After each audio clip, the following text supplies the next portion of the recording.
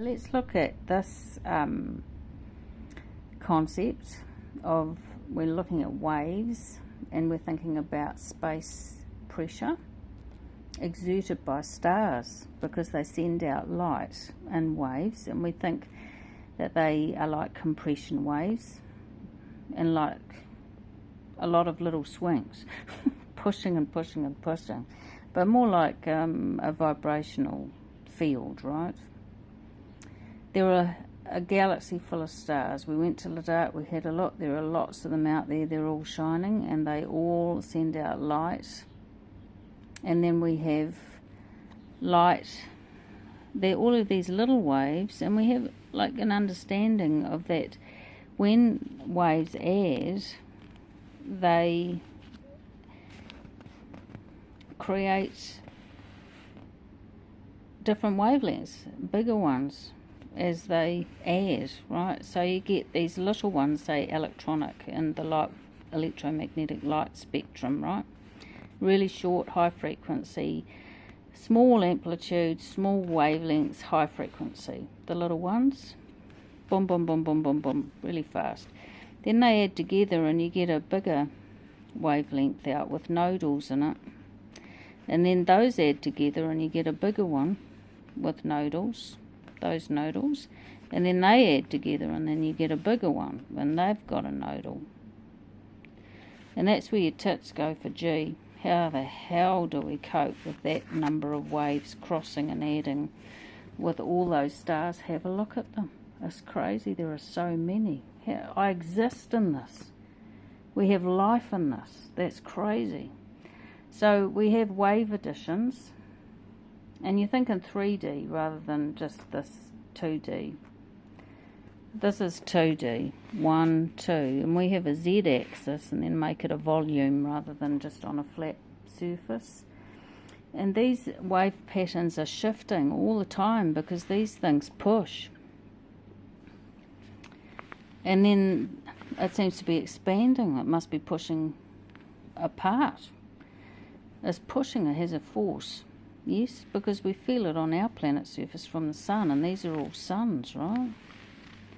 So that's a really important concept about starlight because it has a power in it.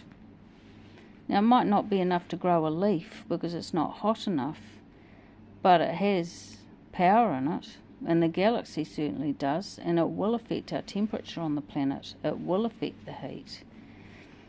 So we have high frequency to low frequency on addition. So we go from, this is high frequency and this is low frequency because when it adds it gets bigger, but it's still got force. And this is where we think we get the big lambda ride from, is this adds and adds and adds into bigger and bigger amplitudes, lower frequency, longer wavelengths, all the way to radio waves. We thought there was a sound in space. Did it get to sound wavelengths? People think so. Okay, so we've got Earth, we've got gravity. This is Earth, not Moon. And the difference between the Earth and the Moon, what we have is an asthenosphere of molten rock, which is iron rich, and we think it magnetizes because we have geomagnetics. And that sends us off on, Lux goes to X, and the X is like the V of gravity. Yeah, it is boom. The X is like a sharp line of energetic, forceful impact on life itself and growth of plants. How people stand, how people don't stand on the surface or jump or fall down. But anyway, we've got molten rock, iron rich, which magnetizes and sets up geomagnetics. And once we go to Kashmir and we look at